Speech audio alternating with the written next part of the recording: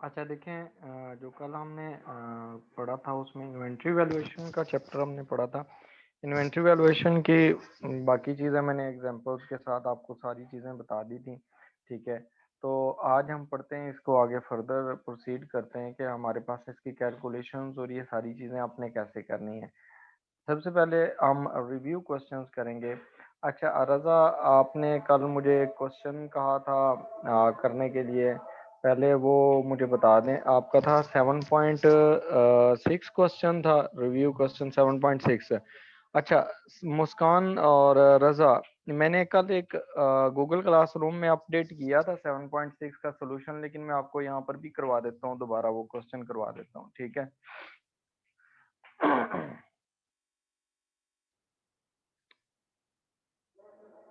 अच्छा देखें, ये जो क्वेश्चन है हमारे पास ना 7.6, ये वाला क्वेश्चन था।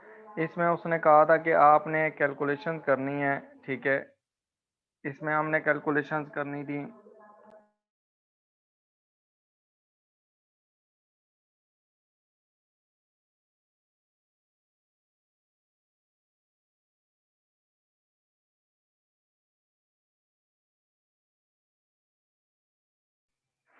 अच्छा यहाँ देखें, हमने क्वेश्चन नंबर 7.6 आज करना है, इसको मैं आपको करवा देता हूँ। 7.6 में आपके पास उसने कहा है कि सबसे पहले you are required to prepare for 7.6 7.6 For 7.6 is saying is requirement is prepare the adjusted cash book bank column only to incorporate the information above information and prepare the bank reconciliation statement। ठीक है, ये दोनों चीज़ें आपने prepare करनी है। अब यहाँ पर देखें कि जो हमारे पास जो क्वेश्चन है 7.6, इसके लिए हमने पहले नंबर पर we are required to prepare updated cash book and then we are required to prepare BRS। ठीक है, अपडेटेड कैश बुक जो है डेबिट साइड, क्रेडिट साइड, ठीक है। अब यहाँ देखें, उसमें इंफॉर्मेशन हम पढ़ते जाते हैं और क्वेश्चन करते जाते हैं। 7.6 उसने कहा है कि on 30 June 2006 the bank column of the Allen March cash book showed a debit balance. देखें, उसने डेबिट बैलेंस दिया हुआ है, इसका मतलब है कि आपकी कैश बुक का बैलेंस ब्रॉड डाउन जो है वो आपके पास डेबिट है। वो कितने से है? 4100 से। And did not agree with the balance of 3730 as shown by the bank statement. Bank statement का बैलेंस उसने बताया हुआ है कि वो 3730 है, ठीक है। जो बैंक स्टेटमेंट का बैलेंस होता है, हमने जब बीआरएस बनानी है तो आगे एंड पे हमारे पास जो बैंक स्टेटमेंट है उसका बैलेंस आ जाएगा। बैंक स्टेटमेंट बैलेंस, जो बैंक स्टेटमेंट का बैलेंस है वो है आपके पास 3730।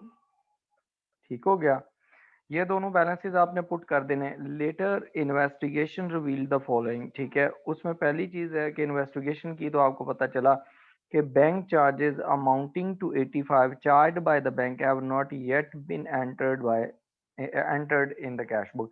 देखें, बैंक चार्जेस बैंक जब भी काटता है वो बैंक स्टेटमेंट में डेबिट होते हैं, ठीक है, और कैश बुक में वो क्रेडिट होते हैं। तो बैंक चार्जेस यहाँ पर हो जाएंगे क्रेडिट, आपने इसको क्रेडिट कर देना है। कितनी अमाउंट से आ जाएंगे? 85, क्योंकि बैंक ने तो रिकॉर्ड किए हुए हैं, बैंक ने रिकॉर्ड किए हैं, इसलिए बीआरएस में आप इसे रिकॉर्ड नहीं करेंगे। ये रिकॉर्ड करने हैं कैश बुक में, तो कैश बुक अपडेट करने के लिए ये कैश बुक में क्रेडिट हो जाएंगे। इन अदर वर्ड्स आप ऐसे याद रख सकते हैं कि बैंक चार्जेस जो हैं वो आपके बैंक अकाउंट से डिडक्ट होते हैं, और बैंक बैलेंस जब भी आपका रिड्यूस होता है वो क्रेडिट होता है, इसलिए हम उसको कैश बुक में बैंक कॉलम में क्रेडिट करते हैं। सेकंड, उसने जो दिए इन्फॉर्मेशन, उसने कहा cheques for 120 80 and 40 have been sent out for payment to various suppliers.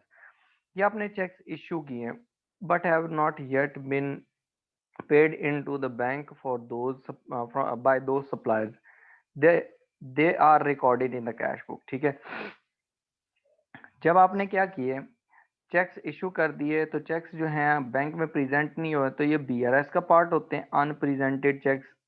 Unrepresented checks जो हैं वो कितनी अमाउंट के हैं? एक है 120 का, प्लस है 80 का, और प्लस है 140 का। टोटल कितने हो गए? 120 प्लस 80 200 एंड प्लस 120 340 के। 340 के आपके अनप्रेजेंटेड चेक्स हैं। ठीक है, ये बैंक रिकॉन्सिलेशन स्टेटमेंट में आएंगे। उसके बाद उसने कहा है कि आपके पास ना नंबर 3, उसने कहा direct debit. Direct debit payment है। देखिए, एक मैंने आपको कराया था direct credit.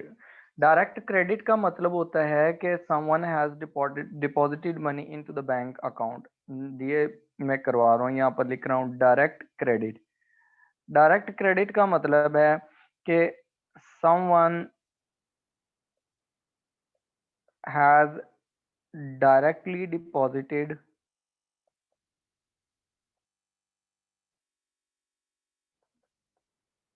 or transferred money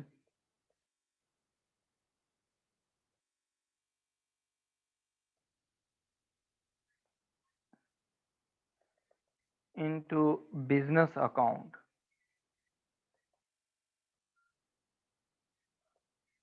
bank account, ठीक है, बिजनेस के बैंक अकाउंट में किसी ने डायरेक्टली पैसे जमा करवा दिए। ठीक है, तो बैंक में जब भी कोई चीज़ डिपॉजिट होगी आपके अकाउंट में, बैंक में वो क्रेडिट होती है, आप उसे डेबिट कर लेते हैं। जैसे कि डिविडेंड हो गया किसी कंपनी की तरफ से, इंटरेस्ट हो गया, ये चीज़ें। लेकिन जो डायरेक्ट डेबिट होते हैं वो उसके रिवर्स होते हैं। डायरेक्ट डेबिट का मतलब होता है कि आपने बैंक को इंस्ट्रक्शंस दी हैं और बैंक ने आपके अकाउंट से डायरेक्टली पेमेंट कर दी है। बैंक हैज मेड पेमेंट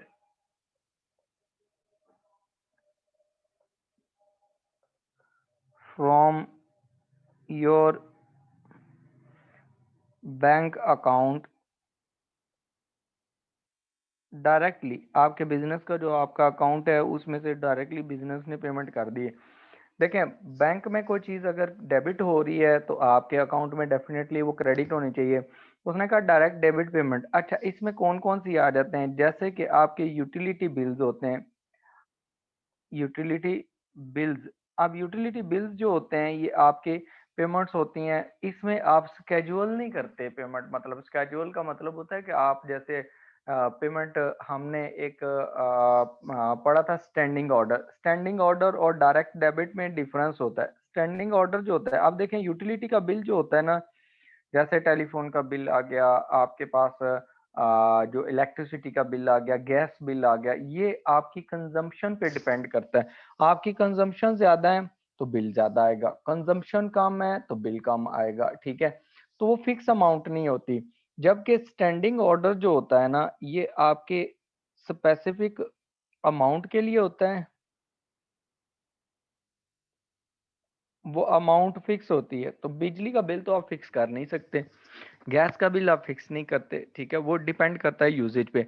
ये स्पेसिफिक अमाउंट होती है प्लस स्पेसिफिक डेट होती है। ठीक है, जबकि डायरेक्ट डेबिट में ना यूटिलिटी का बिल कभी जल्दी आ जाते हैं, कभी आपके लेट आते हैं। ठीक है, उसमें टाइम भी फिक्स नहीं होता और उसमें क्या होता है, आपके अमाउंट भी फिक्स नहीं होती। ठीक है, इस वजह से उनको डायरेक्ट डेबिट कहा जाता है। जबकि स्टैंडिंग ऑर्डर का मतलब होता है कि आपने जो पेमेंट की है वो आपके बैंक को स्पेशल ऑर्डर दिए हुए थे, बैंक उस डेट को उस अमाउंट को ट्रांसफर कर देगा आपके अकाउंट में से। ये डिफरेंस होता है डायरेक्ट डेबिट में और स्टैंडिंग ऑर्डर में। लेकिन ट्रीटमेंट सेम ही होती है, क्योंकि बैंक जब आपके अकाउंट से कोई चीज़ डेबिट करता है आपके अकाउंट में, बैंक स्टेटमेंट में वहाँ डेबिट करेगा तो आप क्रेडिट करेंगे। तो जो डायरेक्ट डेबिट होते हैं वो आपकी कैश बुक में रिकॉर्ड होंगे। ठीक है, और अगर कोई डायरेक्ट क्रेडिट होंगे, ठीक है, डायरेक्ट क्रेडिट होते हैं तो वो आपकी कैश बुक में आके डेबिट हो जाते हैं। बैंक में क्रेडिट होते हैं, यहाँ पर आपके पास डेबिट हो जाते हैं। फिलहाल यहाँ पर कोई नहीं है, फिलहाल जितनी हमने ट्रांजैक्शन देखी हैं। तो आपके पास देखें, आपके पास जो यहाँ पर पेमेंट आई है जो डायरेक्ट डेबिट की, उसने कहा 75 की अमाउंट है। वो अभी तक बैंक में रिकॉर्ड है लेकिन कैश बुक में रिकॉर्ड नहीं है। तो इसका मतलब है कैश बुक की एरर है, कैश बुक में अभी रिकॉर्ड नहीं, तो कैश बुक को अपडेट कर लेंगे। उसके बाद उसने कहा फोर्थ में, उसने कहा on 30th June March lodged 350, this amount was recorded by the bank statement on 2nd जुलाई। आपने जो कैश बुक अपडेट करनी है वो 30th जून को करनी है। वो देखें 2 दिन बाद बैंक ने उसको क्या किया, अपने पास रिकॉर्ड कर लिया। 30th जून को तो आपके पास जो अमाउंट थी ना, जो बैंक लॉज्ड का मतलब, वो मार्च लॉज्ड का मतलब होता है कि डिपॉजिटेड, ठीक है। लॉज्ड का मतलब क्या होता है, डिपॉजिटेड, कि उसने बैंक में डिपॉजिट किए हैं, सेंड कर दिए चेक, लेकिन बैंक ने वो आखिरी डेट को क्योंकि पे हुए, सेंड किए हैं, डिपॉजिट किए हैं, तो वो आगे डिपॉजिट नहीं हुए 30th जून को। तो ये आपके अनडिपॉजिटेड चेक्स हैं, ठीक है। अभी तक वो अनडिपॉजिटेड चेक्स हैं, इनको आप कहेंगे कि ये आपके पास अनक्रेडिटेड चेक्स हैं। तो अनक्रेडिटेड जो चेक्स हैं वो कहाँ पर आते हैं, वो बैंक स्टेटमेंट में आते हैं। बैंक स्टेट बीआरएस में आएंगे, कितने के, 355 के, वो बीआरएस में आप लिखेंगे, ठीक है। अब देखते हैं, हो सकता है कोई और भी अनक्रेडिटेड चेक हो। नेक्स्ट देखें, कुछ जो फिफ्थ है ट्रांजैक्शन, उसने कहा cheque amounting to 135 issue to supplier. आपने इशू किया सप्लायर को, ठीक है, वाज कैंसल्ड, और बाद में आपको पता चला कि यार इसको तो पेमेंट ही नहीं करनी थी, आपने उसको चेक ही कैंसिल कर दिया। बैंक में कॉल की और आपने कहा जी इस चेक की पेमेंट नहीं करनी। अच्छा देखें, जब आपने चेक इशू किया, तो चेक आपने इशू करके कैश बुक में उसको क्रेडिट किया हुआ है। जब चेक इशूड होते हैं, ये मैं यहाँ पर लिख रहा हूँ ग्रीन से, कि जो चेक्स इशूड होते हैं वो कहाँ पर होते हैं, चेक्स इशूड वो क्रेडिट साइड पे होते हैं। जब आपने उसको कैंसिल कर दिया तो वो वापस आ गया। अब वो जो कैंसिल हो गया, कैंसल्ड चेक, तो वो डेबिट साइड पे आ जाएगा। कितनी अमाउंट वाला चेक कैंसिल किया आपने, वो आपने चेक किया है 135 का। उसने कहा but the transact cancellation was not recorded by the Marsh in his books. Marsh के पास बुक्स कैश बुक है, कैश बुक में उसने अपडेट नहीं किया हुआ, तो कैश बुक में उसको अपडेट कर लेगा। कितने से, 135 से कैंसिल कर दिया, लेकिन कैश बुक में उसको फिर दोबारा रिवर्स नहीं किया, डेबिट नहीं किया, ठीक है। उसके बाद देखें, आपके पास उसने नेक्स्ट कहा है कि हमारे पास ना कहता है कि a customer's check of for 240 was returned by the March, ठीक है। अब कस्टमर ने चेक, कस्टमर का चेक जो है ना, कस्टमर का चेक है, उसने आपको जब दिया, जब आप चेक रिसीव करते हैं तो कैश बुक में उनको डेबिट किया होता है आपने, ठीक है, डेबिट साइड पे लिखे होते हैं। उसने कहा है कि जून में उसने क्या है, रिटर्न कर दिया, as customer has insufficient fund in his account, march has not recorded the return of the cheque in his records, ठीक है।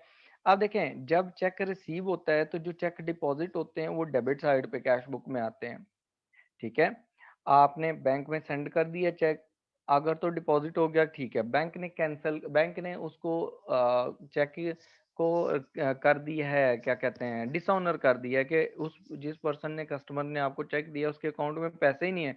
तो अब आप क्या करेंगे इसको, जब आपने कैश बुक करने, जब रिसीव किया तो डेबिट, डिपॉजिट किया तो डेबिट किया था, तो अब जो चेक डिसऑनर्ड चेक हो गया, डिसऑनर्ड चेक, उसको फिर आप क्रेडिट कर देंगे, ठीक है। कितनी अमाउंट से ये चेक डिसऑनर हुआ है, 240 का चेक डिसऑनर हो गया, ठीक है। उसके बाद नेक्स्ट है, उसने कहा है कि जो सेवंथ ट्रांजैक्शन है, कहता है cheque of 435 to the supplier. इसका मतलब आपने पेमेंट की है, कितने की पेमेंट की है, चेक दिया 435 का।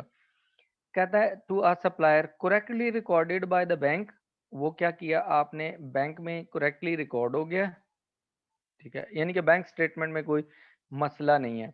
कहता है but was incorrectly credited by the March, credit तो किया हुआ है, होना क्रेडिट ही चाहिए, तो जब चेक इशू होते हैं क्रेडिट होते हैं, क्रेडिट सही किया हुआ है, लेकिन अमाउंट गलत लिख दी है। अमाउंट कितनी लिख दी है, $345 लिख दी है। लिखनी कितनी थी, 435 लिखनी थी, लिखी कितनी है, 345।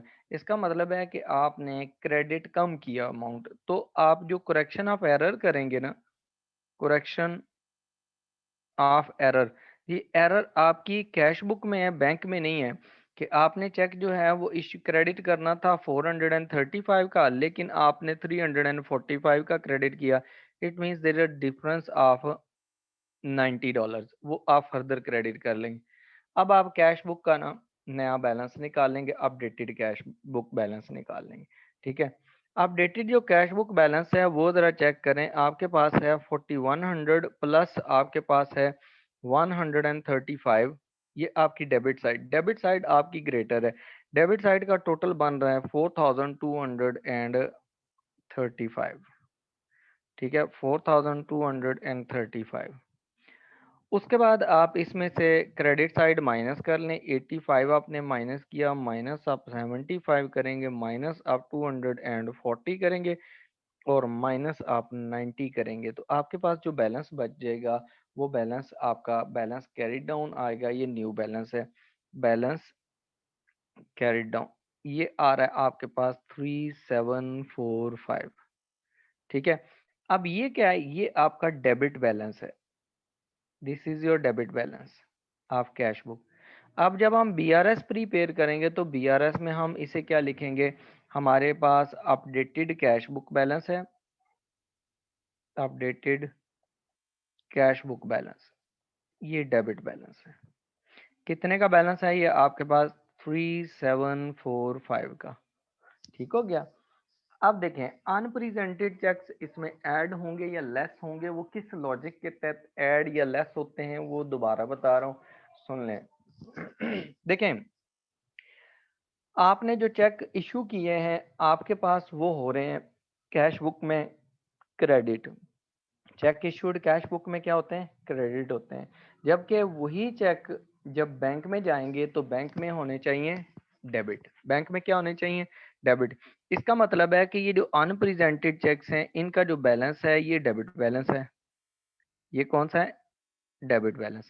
अब देखें ये ऊपर भी डेबिट है कैश बुक का बैलेंस, और नीचे भी डेबिट है। तो डेबिट डेबिट ऐड हो जाएंगे, सिमिलर है, तो इसका मतलब है आपने ऐड कर देना है। अनप्रेजेंटेड चेक्स ये इसलिए ऐड होते हैं। अच्छा, जो दूसरे चेक्स हैं ना, आपने जो अनक्रेडिटेड चेक्स हैं वो 355 के हैं, वही हम इधर वैल्यू ट्रांसफर कर लेते हैं, और कोई है ही नहीं। ठीक है, अब जो 355 के चेक्स हैं आपने ये चेक डिपॉजिट करवाए। ठीक है, आपने क्या किया, चेक डिपॉजिट करवाए। आपने कैश बुक में उनको किया हुआ डेबिट। जब भी आप चेक डिपॉजिट करवाते हैं तो आपने जितने भी चेक डिपॉजिट करवाए होते हैं, डिपॉजिटेड चेक्स, वो डेबिट साइड पे आ रहे होते हैं, लेकिन बैंक स्टेटमेंट में वो क्रेडिट होने चाहिए। तो बैंक ने क्रेडिट नहीं किए तो बैंक इनको क्रेडिट करेगा। ठीक है, अब देखें ये ऊपर कैश बुक जो है वो डेबिट है, और आपके पास जो अनक्रेडिटेड चेक्स हैं वो क्रेडिट हो रहे हैं। इसका मतलब है ये ऑपोजिट है, तो ये माइनस हो जाएंगे। ठीक है, साइन इसलिए माइनस का लगता है लॉजिकली। अब देखें आपके पास जो बैलेंस है वो कितना आएगा वो निकालें, जरा कैलकुलेशंस करें। ठीक है, और देखें क्या 3730 का बैलेंस आ रहा है इनके पास। ठीक है, अब आपके पास है 3745 का बैलेंस है। ठीक है, और उसमें आप 340 ऐड करेंगे और 355 लेस करेंगे, तो आपके पास जो बैंक स्टेटमेंट का बैलेंस आएगा वो आपके पास क्रेडिट बैलेंस आता है, क्योंकि आपके पास अगर डेबिट है तो बैंक के पास क्रेडिट बैलेंस होता है। देखें ये समझ आ गई है, इसमें कोई मसला।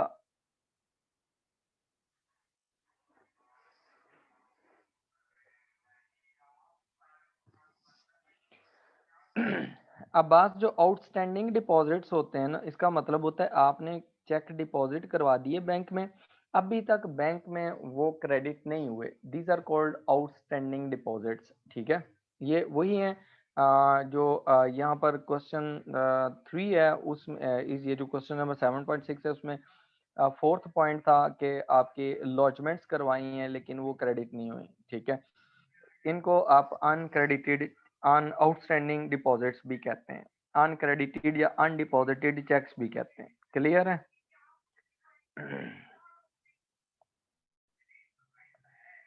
Okay, welcome. ठीक है, ये देख लें आप लोगों को, चलें इसके समझ आ गई। अब हम करते हैं मटेरियल के क्वेश्चन। ठीक है, मटेरियल के क्वेश्चन में हम देखते हैं कि हमारे पास ना वेलकम अब्बास, अच्छा उसमें देखें जो हमारे पास नेक्स्ट है वो हम करते हैं यहाँ पर मटेरियल वाले रिव्यू क्वेश्चंस है। अच्छा रिव्यू क्वेश्चंस में ना पहला क्वेश्चन देखें वो कहता है कि हमारे पास ना 6.1 6.1 में उसकी रिक्वायरमेंट देखें, उसने कहा है कि you are required to calculate in requirement A calculate value of the closing inventory at 31st March 2008 under FIFO method. ठीक है। ऑफ इन्वेंट्री वैल्यूएशन देखें, हमने कल जो मेथड्स पढ़े थे ना उसमें मैंने आपको बताया था कि जो हमारे पास एवको मेथड होता है एक कॉन्टिन्यूस होता है और एक पीरियोडिक होता है, दो मेथड्स बताए थे। ठीक है।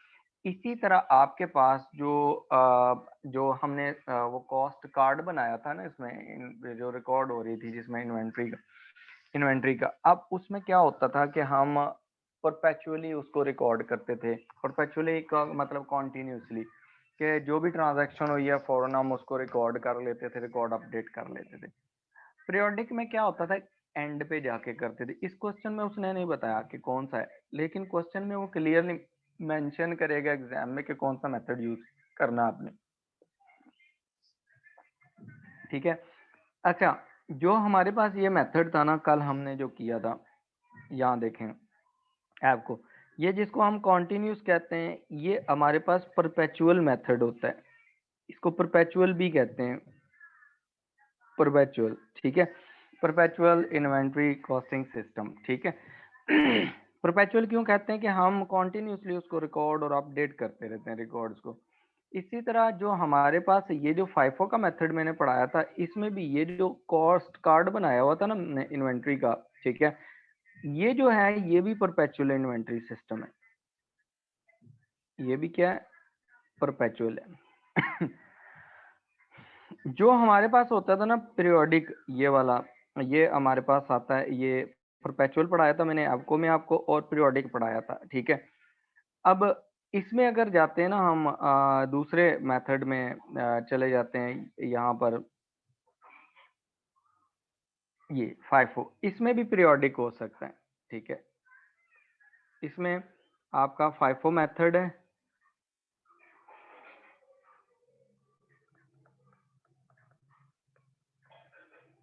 लेकिन ये पीरियोडिक कर लेते हैं। आपने जब क्वेश्चंस करने हैं ना एमसीक्यूज तो आपने ये वाला मेथड यूज करना है। ठीक है। एमसीक्यूज करते हुए अगर आपको वो कार्ड आ जाता है पूरा बनाना पेपर में तो आप उस तरह बनाएंगे जैसे ये मैंने सामने बनाया हुआ। इसी क्वेश्चन को हम लेते हैं, हम पीरियोडिक मेथड यहाँ पर यूज अप्लाई करते हैं।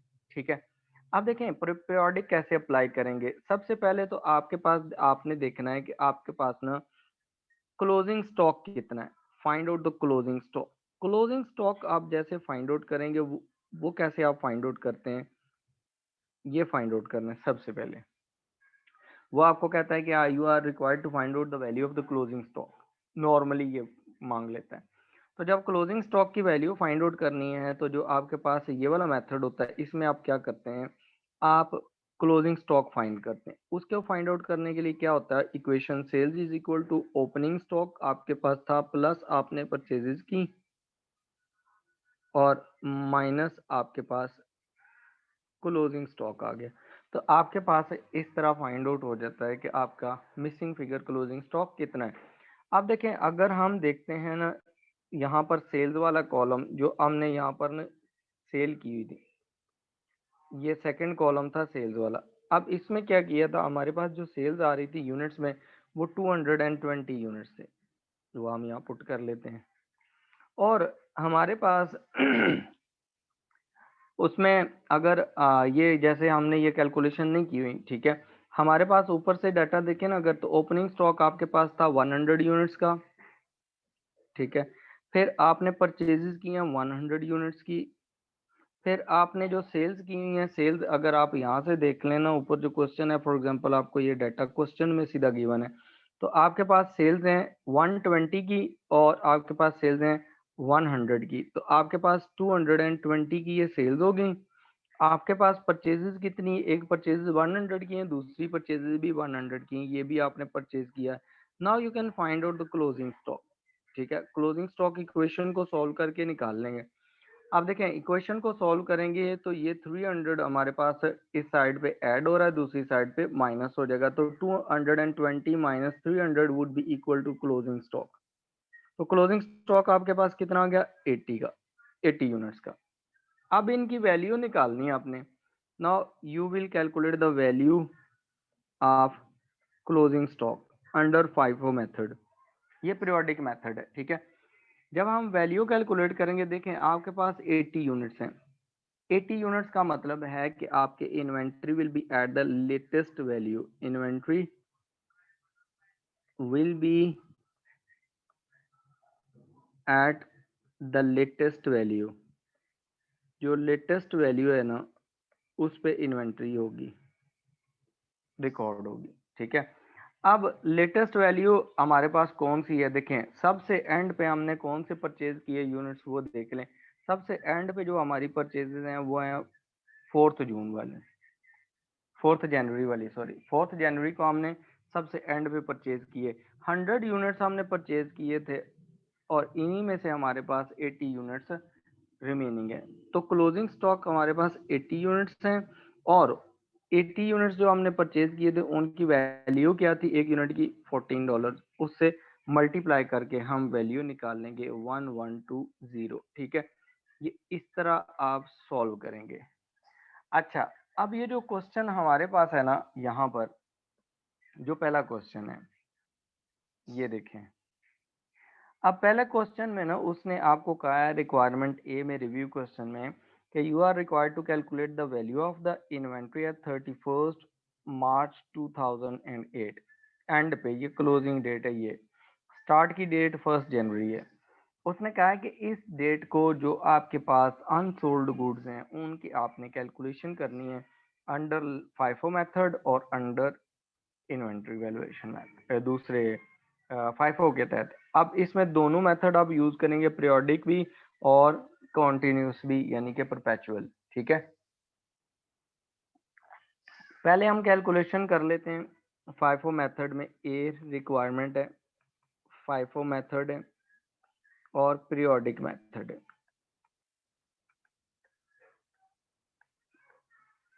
ठीक हो गया। जब हम इसकी कैलकुलेशन करेंगे तो हमारे पास ना जो कैलकुलेशन है वो चेक करें हम कैसे कैलकुलेशन करेंगे। ये अभी हमने पढ़ा है कि हम सबसे पहले फाइंड आउट करेंगे कि हमारे पास क्लोजिंग स्टॉक क्या है। Sales is equal to opening stock plus purchases minus closing stock, ठीक हो गया। अब यहाँ देखें आपके पास उसने ये परचेजेस का कॉलम दिया है, ये सेल्स का कॉलम दिया। उसने कहा है कि Don Barco has recently started a new business. उसने अभी स्टार्ट ही किया है बिजनेस, तो ओपनिंग स्टॉक तो हो गई नहीं, इसका मतलब है opening stock will be zero, ठीक है। कहता है which deals in a single product, जो जिसका काम सिर्फ एक सिंगल प्रोडक्ट को बाय एंड सेल करना है, ठीक है। The first 3 months of the first year, 3 months है, इसका मतलब फर्स्ट क्वार्टर जो है पूरे 3 महीने उसका, after trading show the result following purchases and sales. अब यहाँ देखें कि आपने परचेज एंड सेल्स जब करनी है तो आपके पास परचेजेस कितनी है वो टोटल कर लें यूनिट्स, ठीक है। 30 प्लस 40, 70 प्लस 50, ये आपके 120 हो गया। तो आपकी परचेजेस हैं 120 की। You will find out the closing stock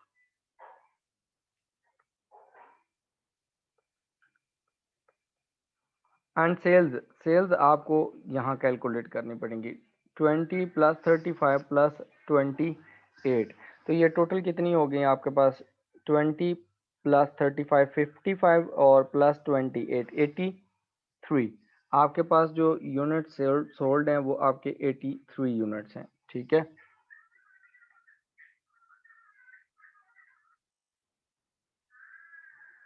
ठीक हो गया।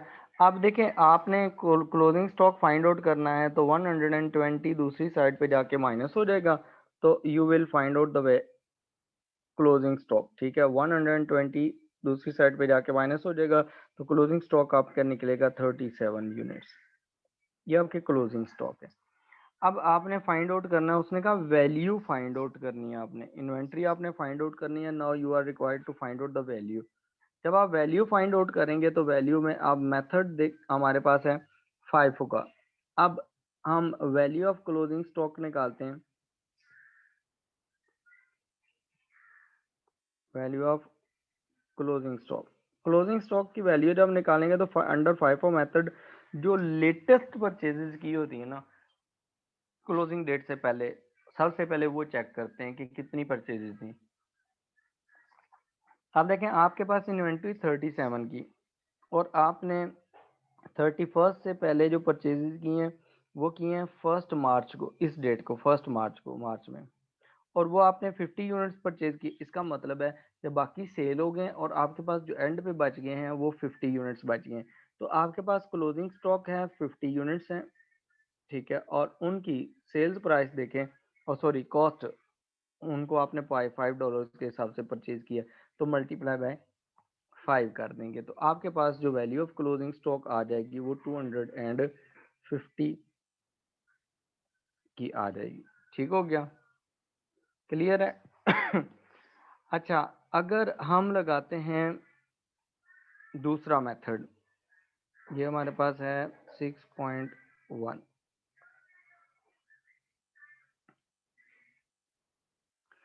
सेकंड जो है हमारे पास ना वो बी है, उसमें पीरियोडिक लगाते हैं, आपको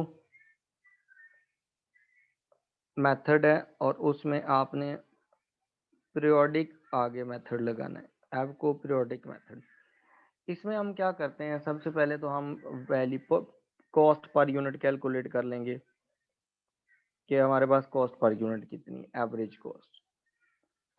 एवरेज कॉस्ट जब निकालेंगे तो हमारे पास, हमने कहा था, मैंने आपको बताया था कि ओपनिंग स्टॉक आपने अगर यूनिट्स में कंसीडर करना है तो ऊपर ओपनिंग स्टॉक की वैल्यू आपने डॉलर्स में लिख लेनी है, प्लस सेकंड ये मैंने कहा था कि अगर आपने परचेजेस करनी है तो परचेजेस जो यूनिट्स में होंगी वो आपकी डिनोमिनेटर में आ जाएंगी और परचेजेस की जो वैल्यू होगी वो न्यूमरेटर में आ जाएगी इन डॉलर्स। ठीक है, ये आपके पास आ जाएगी एवरेज। ठीक हो गया। अब यहाँ देखें, जब आप एवरेज कैलकुलेट कर लेते हैं ठीक है, अब कैलकुलेशंस हम कर लेते हैं। कैलकुलेशन में देखें, आपने पहली इन्वेंट्री परचेज की है 30 यूनिट्स की और उसकी प्राइस थी 30, मींस टोटल आपने $90 पे किए, प्लस ओपनिंग स्टॉक तो है ही नहीं, ओपनिंग स्टॉक था ही जीरो। ठीक है, ओपनिंग स्टॉक क्या था, जीरो, यूनिट्स भी जीरो, तो ऊपर से वैल्यू भी जीरो। उसके बाद आपने 40 यूनिट्स परचेज किए फर्दर और हर एक की प्राइस थी $4, तो 160 की प्राइस आ गई। फिर आपने उसके बाद परचेज किए लास्ट में, वो आपने 50 यूनिट्स परचेज किए और आपके पास जो उसकी वैल्यू थी वो थी $5 पर यूनिट के हिसाब से, तो आपके पास हो गया 250। ठीक है, अब आपके पास टोटल कितने होगी वैल्यू, 90 प्लस 160, 250 प्लस 250, तो टोटल आपके पास हो गया 500 डिवाइडेड बाय आपके यूनिट्स कितने हैं, आपके यूनिट्स हैं 30 प्लस 70 प्लस 50, तो टोटल आपके पास परचेजेस होगी 120 की। इसका मतलब है कि आप 500 डिवाइडेड बाय 120 करेंगे तो आपके पास कॉस्ट पर यूनिट निकल आएगी, डिवाइडेड बाय आप करेंगे 120, तो आपके पास कॉस्ट पर यूनिट निकल आई है 4.17। ठीक है, 16 है तो हम उसको राउंड ऑफ कर लेंगे तो ये हमारे पास 4.17 बन जाएगी। ठीक है, ये आपके पास पर यूनिट निकल आई है वैल्यू। अच्छा, अब हमने निकालनी है टोटल वैल्यू। ठीक है, क्लोजिंग स्टॉक की value of closing stock, closing stock की वैल्यू निकालेंगे। क्लोजिंग स्टॉक की जब वैल्यू निकालें तो क्लोजिंग स्टॉक हमारे पास कितना बच जाता है, हमने कितने यूनिट सेल किए, 37 यूनिट्स हमारे पास एट द एंड बच गए।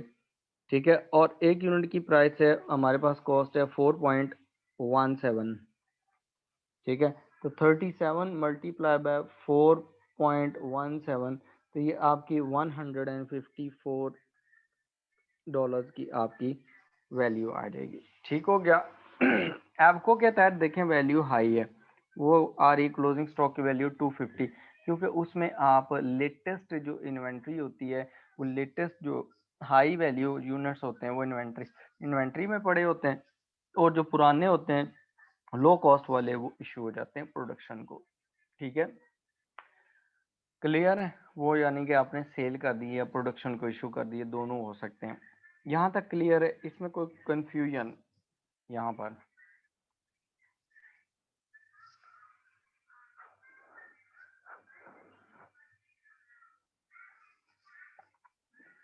अच्छा, जो दूसरा मेथड है वो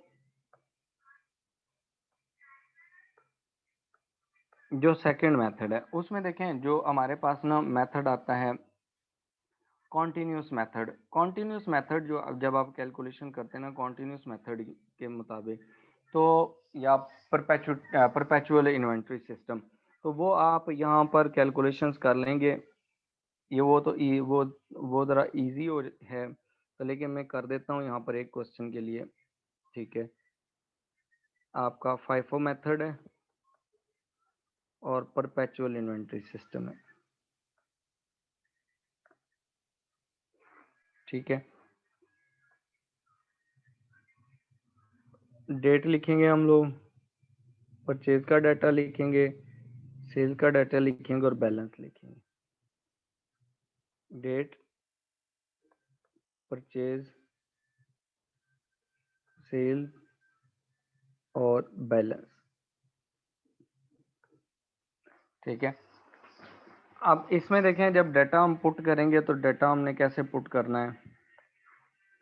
सबसे पहले ना आप देखें कि आपके पास ना जब आपका बिजनेस स्टार्ट हुआ 1 जनवरी को, उस टाइम आपके पास कितना डाटा पड़ा हुआ था और इन्वेंट्री थी। क्वेश्चन है कि नया बिजनेस स्टार्ट किया तो इसका मतलब है कि आपके पास कोई परचेज नहीं हुई थी, आपने परचेज किए हैं जनवरी में। ठीक है, और जनवरी में जब आप परचेज कर रहे हैं वो आपने परचेज किए 30 के हिसाब से, multiply by 3, 30 units at the rate of 3, total 90 हो गए। ठीक है, आपने क्या किया, यही बैलेंस में ट्रांसफर कर दिया कि आपके पास 30 यूनिट्स इन्वेंट्री में पड़े हुए थे eight the rate of 3, total $90। उसके बाद आपने क्या किया, सेल कर दिए 31st को, जाके आपने सेल कर दिए 31 जनवरी को। आपने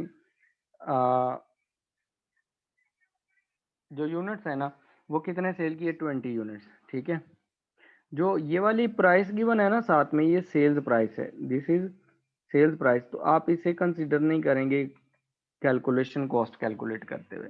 ठीक है, आपके पास ना आपने 31st को सेल किए, जब आपने सेल किए तो आपने इसके नीचे लाइन लगा लेनी है बैलेंस वाले कॉलम के नीचे। सेल आपने कितने यूनिट्स किए हैं, देखें 20 यूनिट्स आपने सेल किए, और किस रेट पे करेंगे, जो रेट गिवन है आपके पास ना, जो कॉस्ट रेट गिवन है आपके पास, जो यूनिट है वो आपने परचेज किए 3 के हिसाब से, और 3 के हिसाब से ही आप कॉस्ट में ट्रांसफर कर देंगे। यहाँ पर हम सेल्स वैल्यू नहीं कैलकुलेट करते, ये आपने याद रखना है। यहाँ पर हम सिर्फ कॉस्ट कैलकुलेट करते हैं कि जो यूनिट सेल हुए हैं 20, उनकी कॉस्ट कितनी है, तो उनकी कॉस्ट $60। तो रिमेनिंग हमारे पास 10 यूनिट्स रह गए 30 में से, out of 30 you sold 20 units, remaining 10 units are in inventory. और किस रेट पे हैं, 3 वाले, जो आपने 3 के हिसाब से खरीदे थे, तो टोटल वैल्यू आ गई उसकी 30। ठीक हो गया। उसके बाद देखें आपने जब जो यूनिट्स परचेज किए हैं,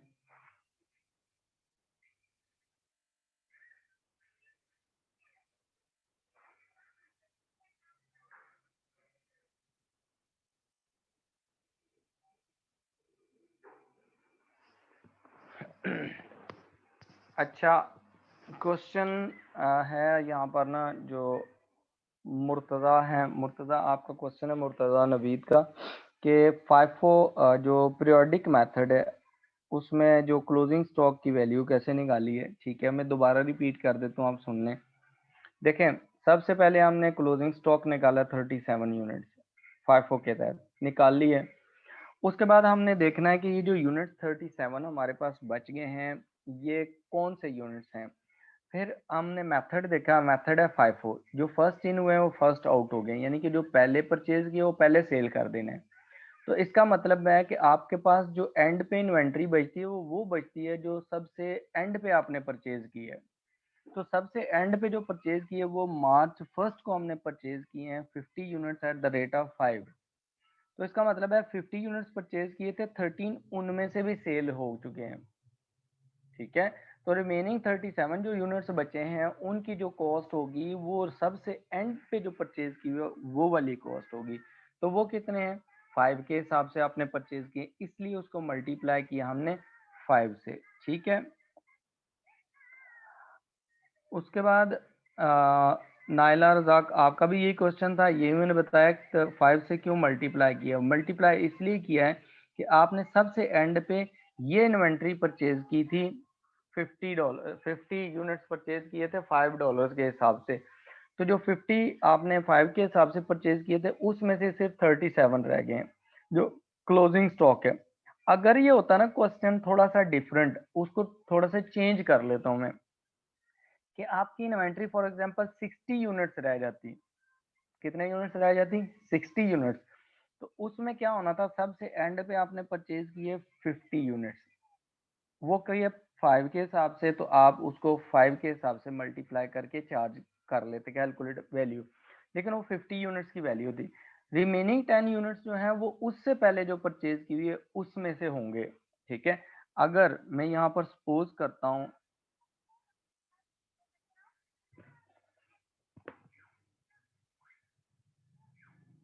ठीक है, मैं यहाँ पर ना सपोज करके आपको करवा देता हूँ ताकि आपका ना ये थोड़ा सा डाउट जो है वो क्लियर हो जाए जो आपको आ रहा है। देखें, हम सपोज करते हैं कि हमारे पास ना सपोज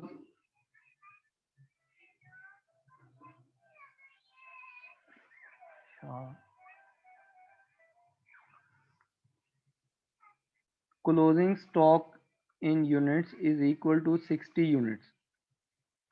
अगर 60 यूनिट्स होते तो कैसे हम कैलकुलेट करते, देखिए फिर भी हमारे पास जो मेथड है वो फाइफो मेथड है कि जो पहले आए थे वो पहले सेल कर देने। इसका मतलब है जो एंड पे बचे होने ना क्लोजिंग स्टॉक, वो सबसे लेटेस्ट परचेजेज होनी है, वो क्या होना है, लेटेस्ट परचेजेज होनी है।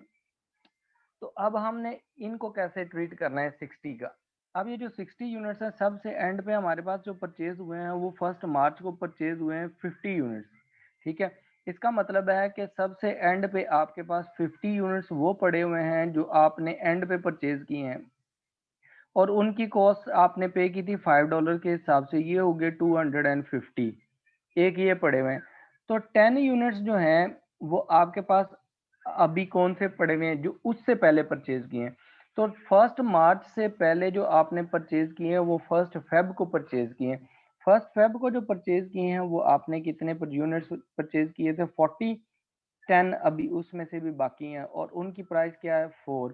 तो आप 4 से मल्टीप्लाई करके 40 निकालते और टोटल जो वैल्यू आती, जो क्लोजिंग स्टॉक वैल्यू थी, वो आपके पास ये आ जाती, क्लोजिंग स्टॉक वैल्यू वो आ जाती 290। इज दैट क्लियर, ठीक है। अभी क्लियर हो गया ये कि क्यों किया है।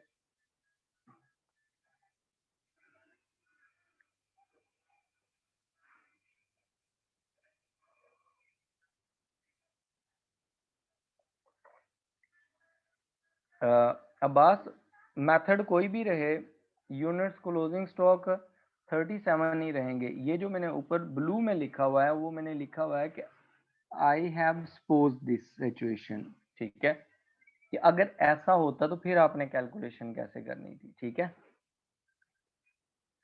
यूनिट 37 ही रहेंगे in both cases.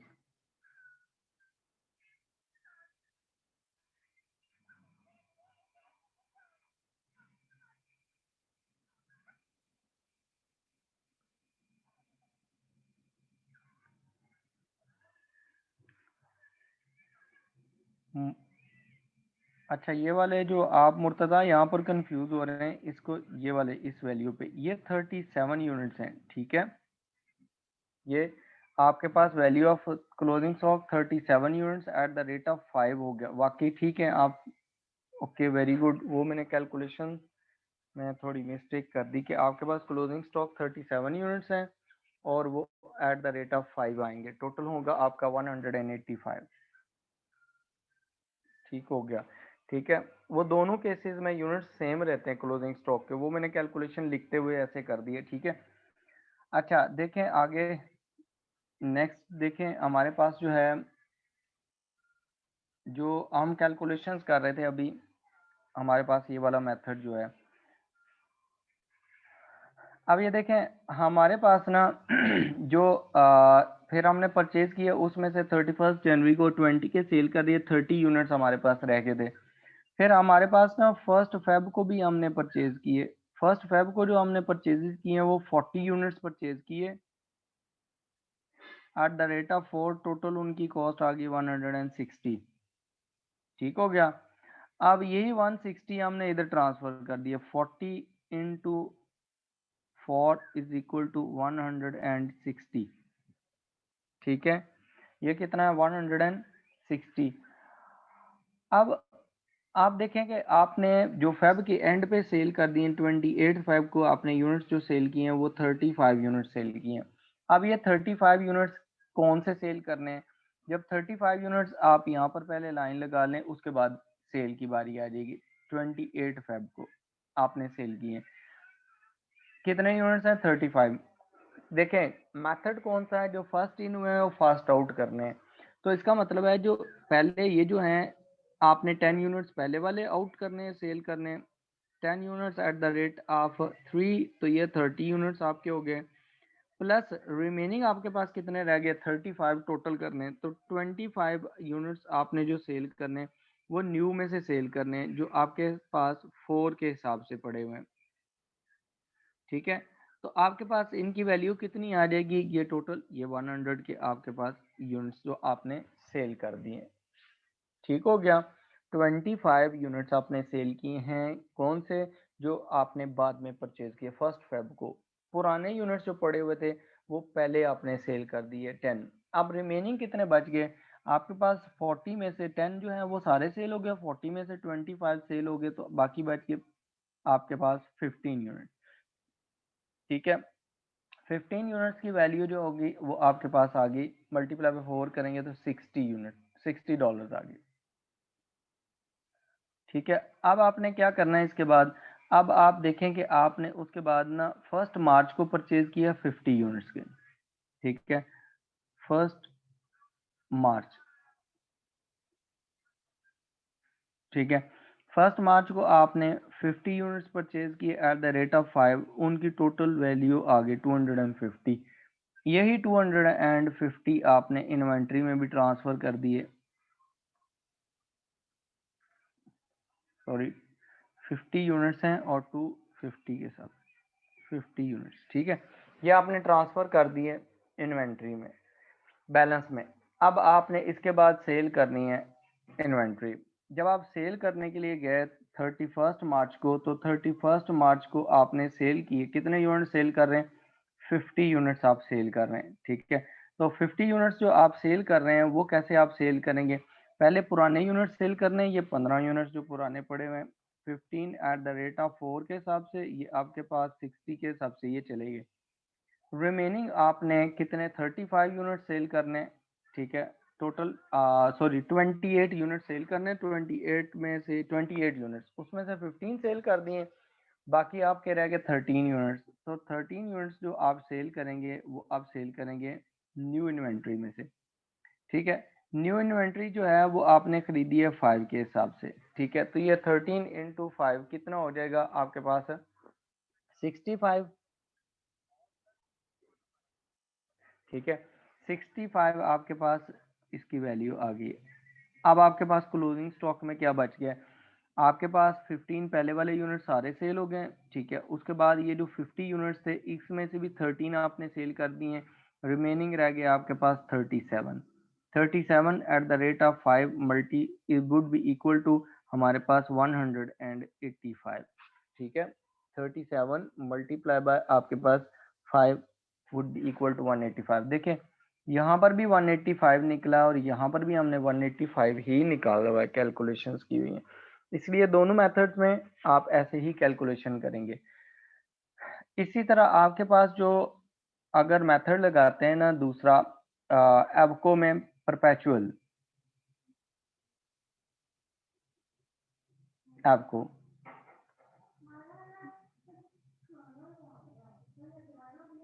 Perpetual method,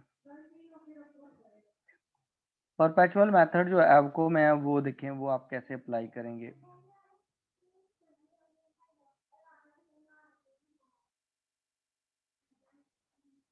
date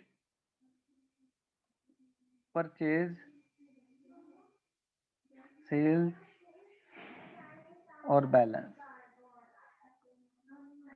1 minute hold कीजिएगा।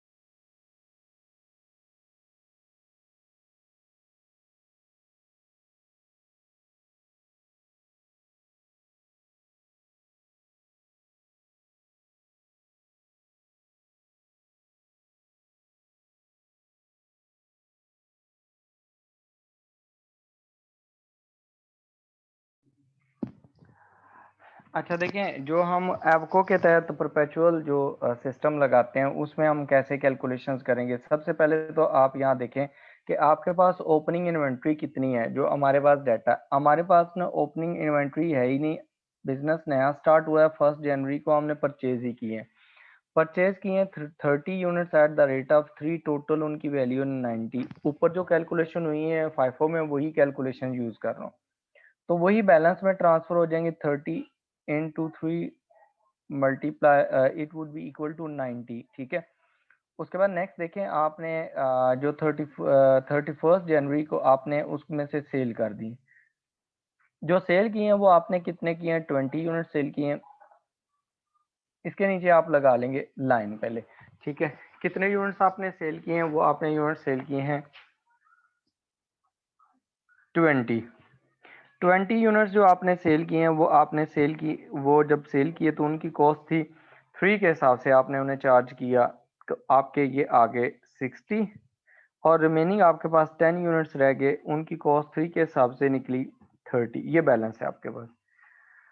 उसके बाद आपने क्या किया आपने 1 फेब को न्यू परचेजेस किए हैं। 1 फेब को आपने 40 के हिसाब से परचेजेस किए हैं, 40 यूनिट्स परचेज किए हैं एट द रेट ऑफ 4, तो टोटल हो गया 160। यही आपने 40 यूनिट्स बैलेंस में ट्रांसफर कर दिए। 40 into 3 it would be equal, sorry 40 into 4, 40 into 4 this is be equal to 160। जब आपने सेल करना है ना, उससे पहले आपने इनको, आप इनकी एवरेज निकाल लेनी है प्राइस। टोटल कितना हो जाएगा आपके पास, 50 यूनिट्स, कितने 50 यूनिट्स हैं, और उनकी टोटल जो कॉस्ट है वो है 190। 190 को आप डिवाइड करें अगर यहाँ पर 50 के हिसाब से, तो आपकी कितनी कॉस्ट कैलकुलेशन होती है, 190 डिवाइडेड बाय आप उसे करें 50, तो आपकी कॉस्ट निकलती है 3.8। इसका मतलब है आगे जो भी इन्वेंट्री आप सेल करेंगे वो आप सेल करेंगे 3.8 के हिसाब से, मतलब उसको कॉस्ट चार्ज करेंगे इन्वेंट्री को। अब आपने क्या किया, नेक्स्ट आप जब गए तो आपने क्या किया, आपने 28 फेब को सेल कर दी। ठीक है, सेल आपने कितने किए, 28 फेब को आप सेल कर रहे हैं 35 यूनिट्स। जो 35 यूनिट्स आप सेल करेंगे उनको जो कॉस्ट चार्ज करेंगे वो ये एवरेज जो ऊपर निकाली है ना, वेटेड एवरेज 3.8 के हिसाब से, तो इसकी कितनी वैल्यू निकलती है। ठीक है, निकालें, कैलकुलेशंस करें, कितनी कैलकुलेशंस होती हैं आपके पास, 35 मल्टीप्लाई बाय 3.8, तो ये आपके पास 133 की कॉस्ट आ जाएगी। कि जो आपने यूनिट सेल किए 35, उनकी कॉस्ट जो है वो कितनी है, वो आपकी कॉस्ट है 133। उसके बाद आपके पास ना बैलेंस कितना आता है, देखें बैलेंस आपके पास बचता है 50 में से आपने 35 यूनिट सेल कर दिए तो 15, लेकिन इनकी कॉस्ट क्या है, एवरेज, वही जो आपकी ऊपर कॉस्ट है उसी से मल्टीप्लाई करेंगे जो आपने एवरेज निकाली हुई है। ठीक है, तो 15 मल्टीप्लाई बाय आपके पास की 15 मल्टीप्लाई बाय 3 पॉइंट आपके पास 8, ये आ गया 57। फिर आपने क्या किया, अगली डेट को आपने परचेज कर ली, और 1 मार्च को, 1 मार्च को आपने परचेज किए, कितने यूनिट्स आपने परचेज किए वो देखें, वो आपने यूनिट्स परचेज किए 50 यूनिट्स, ठीक है, और उनकी कॉस्ट क्या थी, 5 थी ईच यूनिट, तो टोटल कॉस्ट हुई थी उनकी 250। The same you will transfer to the inventory, 50 into 5 will be equal to 250। अब यहाँ पर देखें, जब आप इसकी कैलकुलेशन करते हैं, ठीक है, अब आपने क्या करना है, जब आपने सेल करना है उससे पहले आपने एवरेज कैलकुलेट करना है। एवरेज कैसे कैलकुलेट करेंगे, आपके पास टोटल यूनिट्स बन जाते हैं 65 और उनकी जो वैल्यू बन जाती है 250 प्लस आपके पास आ जाता है 57, तो ये टोटल आपके पास बनता है 307। अब 307 जो आपके पास आया, इसको आपने डिवाइड कर देना किसके साथ, 65 के साथ, तो आपके पास जो एवरेज है, वेटेड एवरेज प्राइस, वो आ जाती है 4.72। ठीक हो गया। अब आपने इस रेट पे ही इश्यू करने, बाकी सेल करने, जब भी सेल करने, मतलब कॉस्ट जो चार्ज करनी है वो ये वाली चार्ज करनी है, ठीक है। 31 मार्च को आपने यूनिट सेल करने हैं, ठीक है। यूनिट सेल कितने किए हैं आपने, टोटल 28, तो 28 लिखें और उसको मल्टीप्लाई कर दें न्यू रेट से 7 पॉइंट और 4.27 से, तो टोटल आपके पास कितने हैं, 28 मल्टीप्लाई बाय 4.72, टोटल आपके पास आ गए यहाँ पर 132।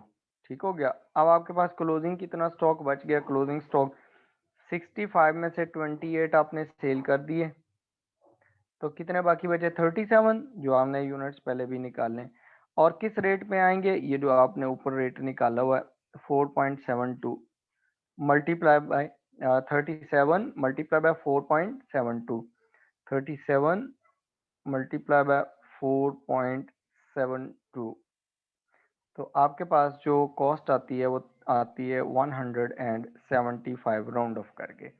ठीक हो गया।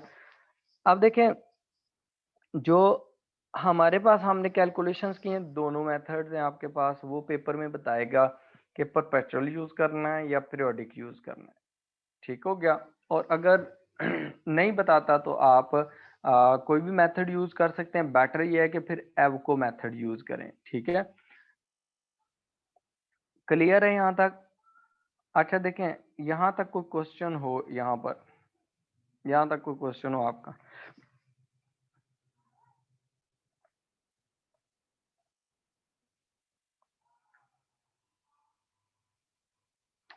हाँ अब्बास, वो मैंने कैलकुलेशंस ठीक कर दी है वहाँ पर ना, जो आपने बताया। ओके, मुस्कान क्लियर है, अब्बास और बाकी लोग क्लियर है ये यहाँ तक टॉपिक। अच्छा देखें, अब आपने इसके जितने अगले क्वेश्चंस हैं वो सिमिलर क्वेश्चंस हैं, इसी तरह के क्वेश्चंस हैं जैसे हमने ये क्वेश्चन किया, ठीक है। उसमें मध्य answer kindly repeat how to calculate average. चले मैं एवरेज का बता देता हूँ मदिहा की कैसे कैलकुलेट करनी है, सुन लें। ये मैं इस समय कैलकुलेशन भी कर देता हूँ। देखें, ये जो एवरेज कैलकुलेट की हुई है ना, ये हमने कैसे कैलकुलेट की हुई है,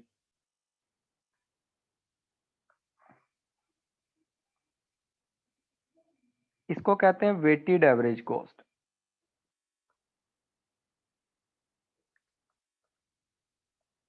पर यूनिट।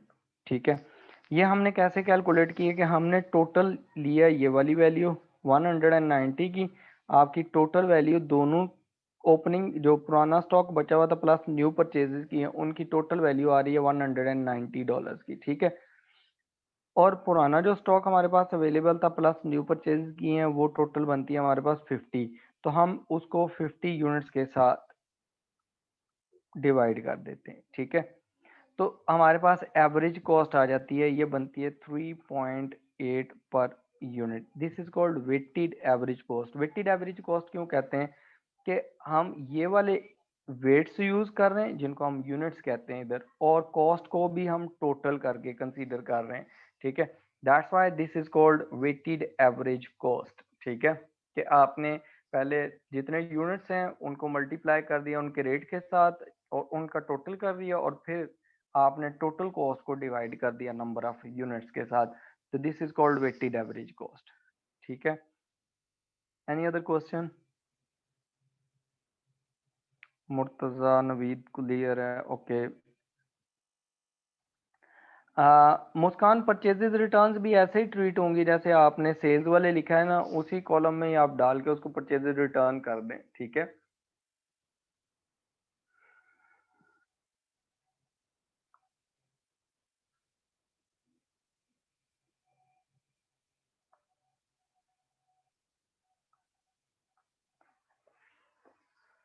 उसका सॉल्यूशन भी मैं आप लोगों को अपडेट कर दूंगा। ये जो आप अगले से क्वेश्चंस हैं, जो आपको प्रॉब्लम होगी वो मुझे आपने कल बता देना। अच्छा, अब एक और क्वेश्चन करते हैं जो थोड़ा डिफरेंट है। आपको इस तरह का क्वेश्चन भी आता है, बाकी तो क्वेश्चन 6.4 तक तकरीबन एक जैसे हैं। अब जो 6.5 क्वेश्चन है ना, ये करते हैं, ये क्वेश्चन जरा डिफरेंट है। आपको ये क्वेश्चन करवाता हूँ मैं पहले, ठीक है।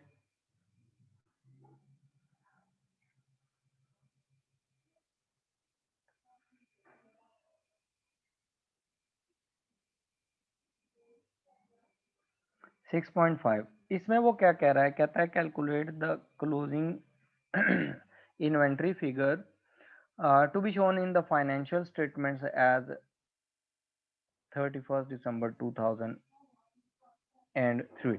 फाइनेंशियल स्टेटमेंट्स का मतलब है कि इनकम स्टेटमेंट में भी और स्टेटमेंट ऑफ फाइनेंशियल पोजीशन में भी।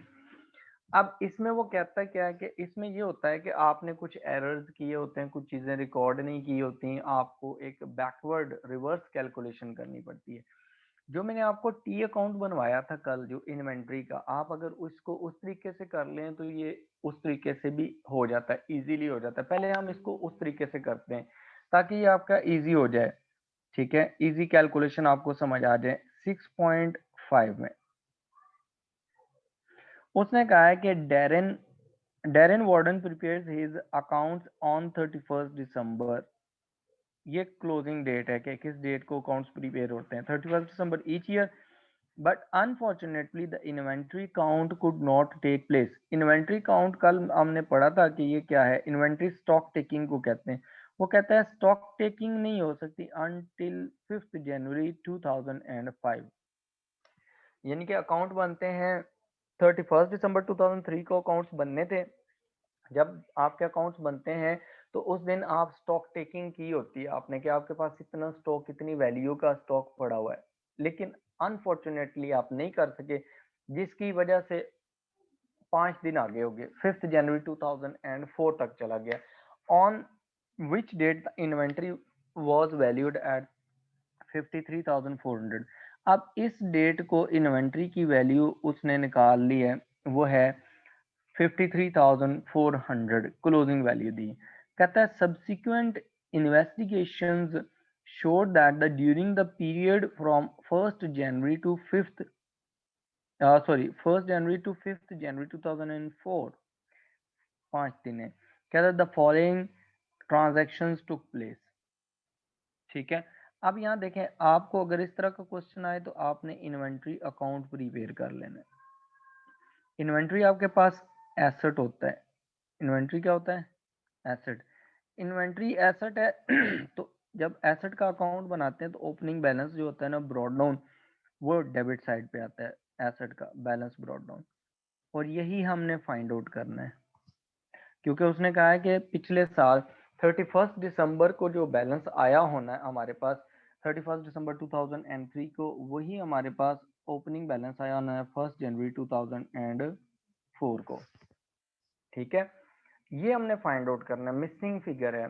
और उसने आपको जो बैलेंस दिया है, उसने कहा है कि जो सेकंड लाइन उसमें देखें, जो मैंने हाईलाइट किया है कि 5 जनवरी को ना, 5 जनवरी 2004 को आपके पास जो बैलेंस कैरिड डाउन था वो कितना था। Balance carried down was given 53,400। ये आपके पास बैलेंस था, उसने दिया हुआ है। आपने रिवर्स कैलकुलेशन करनी है ये एडजस्टमेंट्स करने के बाद। फर्स्ट एडजस्टमेंट देखें, उसने कहा सेल्स वर 6200, ठीक है। सेल्स हम यहाँ पर लिखेंगे क्रेडिट साइड पे। देखें, जब हम सेल करते हैं इन्वेंट्री तो इन्वेंट्री क्रेडिट होती है, तो सेल्स हम क्रेडिट साइड पे लिख लेंगे। कितनी वैल्यू है वो भी हम लिख लेंगे 6200, ठीक हो गया। उसके बाद उसने कहा है कि आपके पास ना सेल्स रिटर्न्स हैं, सेल्स रिटर्न्स जो हैं ये इनवर्ड्स होती हैं, इन रिटर्न इनवर्ड्स हैं, ठीक है। आपके पास इन्वेंट्री वापस आ रही है, जब आपके पास इन्वेंट्री वापस आती है, इन्वेंट्री इंक्रीज होती है, तो इंक्रीज इन एसेट क्या होता है, डेबिट। तो आपके पास जो रिटर्न इनवर्ड्स हैं वो आप यहाँ पर लिख लेंगे डेबिट साइड पे, इससे आपकी इन्वेंट्री इंक्रीज होती है। कितनी वैल्यू से हो रही है, 480 से, ठीक है। उसके बाद आपके पास है परचेजेज। परचेजेज आपने किए, जब आप परचेज करेंगे आपकी इन्वेंट्री इंक्रीज होगी, तो परचेजेज भी आप इस साइड पे ही लिख लें, डेबिट साइड पे। परचेजेज कितनी है, 3840 की। उसके बाद आपके पास आती है रिटर्न आउटवर्ड। रिटर्न आउटवर्ड से आपके पास इन्वेंट्री कम हो जाती है, रिटर्न आउटवर्ड। रिटर्न आउटवर्ड है आपके पास 350 की। उसके बाद है ड्राइंग्स। जब ड्राइंग्स ऑफ गुड्स हैं या ऑनर गुड्स लेके जा रहा है, डायरिंग इज द ऑनर, ठीक है, वो गुड्स लेके जा रहा है, तो वो भी आपके पास इन्वेंट्री कम कर देगा, इन्वेंट्री क्रेडिट हो जाएगी, आपकी क्रेडिट साइड पे आ जाएगी इन्वेंट्री अकाउंट में 200 से। ये आपकी क्या है, ड्राइंग्स आ गई, ठीक हो गया। अच्छा, उसके बाद एक इम्पॉर्टेंट चीज गिवन होती है क्वेश्चन में, वो ये है, कहता है it is Darren's policy to earn uniform rate of gross profit 25% on all sales. जितनी भी सेल की हैं उसमें 25% उसका क्या है, ग्रॉस प्रॉफिट शामिल है। इसका मतलब है कि जो सेल्स वैल्यू है उसका उसने हमेशा वो 25% उसमें ऐड किया हुआ है, प्रॉफिट है उसका। तो 25% अगर प्रॉफिट है तो रिमेनिंग 75% कॉस्ट होगी, ठीक है। तो हमने ये जो इन्वेंट्री होती है, इन्वेंट्री को रिकॉर्ड किया होता है कॉस्ट पे, ठीक है। हमने इन्वेंट्री को किस पे रिकॉर्ड किया होता है, कॉस्ट पे। हम इसे कभी भी उस पे सेल्स वैल्यू पे रिकॉर्ड नहीं करते। तो एग्जामिनर आपको सेल्स वैल्यू दे देगा और सेल्स रिटर्न्स की वैल्यू देगा, इसकी आपने एडजस्टमेंट करनी है। जब आप एडजस्टमेंट करेंगे तो वो कैसे करेंगे, आपकी सेल्स है उसका 75% कॉस्ट है, बाकी आपकी 25% उसमें प्रॉफिट है। इसी तरह सेल्स रिटर्न्स जो होती हैं वो भी आपको सेल्स प्राइस के हिसाब से गिवन होती है, तो उसकी कॉस्ट भी आप निकाल लेंगे, 75% हो जाएगी, ठीक है। अब देखें, जब आप इसकी कैलकुलेशन करेंगे तो कैलकुलेशन में देखें जो सेल्स हैं वो हैं आपकी 6200 की, और उसकी आप जब कॉस्ट निकालेंगे उसमें से आपने प्रॉफिट माइनस कर लेना है, तो आपके पास ये आ जाती हैं 4650,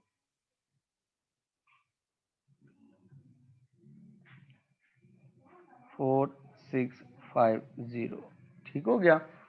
उसके बाद आपकी जो रिटर्न्स हैं, सेल्स रिटर्न्स, वो देखें वो हैं 480 की। उसका भी, उसमें के भी आप मल्टीप्लाई कर देंगे 75% से। 75% कॉस्ट है वो है आपकी 360 की, ठीक हो गया। अब आपने इस अकाउंट को क्लोज कर देना है, तो आपके पास जो ओपनिंग वैल्यू है वो निकल आएगी। अब देखें credit side is greater, credit side greater है, उसका टोटल कितना है 4650 प्लस 350 प्लस 200 प्लस 53,400, ठीक है। तो ये आपके पास आता है 58,600, 58,600, ठीक है। उसमें से आपने माइनस कर देना है 360 और माइनस आपने कर देना है 3840। तो डेबिट साइड पे बैलेंस आ जाएगा आपका 54,400, ठीक है। ये उसका रिक्वायरमेंट है, ठीक है, ये उसकी क्या है, रिक्वायरमेंट है। ये आपने रिवर्स कैलकुलेशंस करनी है। Clear, is that clear? ठीक है, इसमें कोई क्वेश्चन यहाँ तक?